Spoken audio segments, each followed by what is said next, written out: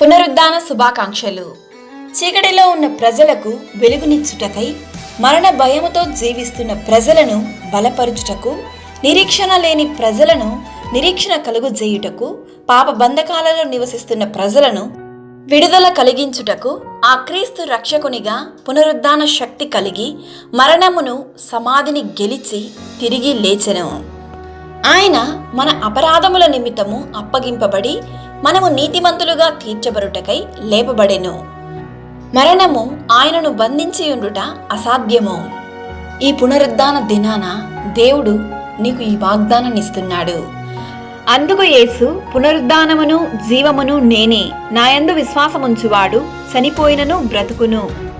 యోహాను సువార్త 11వ అధ్యాయం 25వ వాక్యము. ఆ పునరుద్ధాన దేవుడు మీ జీవితంలో సమస్తము సఫలపరిచి సమృద్ధి కలిగిన జీవితమును జీవించుటకు ఆ దేవుడు తన కృపను మీకు అనుగ్రహించును గాక. మరణాన్ని జయించిన జయశీలుడు మనతో ఉండంగా దేని గురించి మీరు చింతించకండి. మరణమును సమాధిని గెలిచిన ఆ దేవాది దేవుడు ఈరోజు నీవు బాధపడుతున్న ప్రతి సమస్య నుండి నిన్ను ఖచ్చితంగా విడిపించి అందరి ఎదుట ఆయన నిన్ను ఆశీర్వదించి దీవించును గాక. ఆమేన్. God bless you.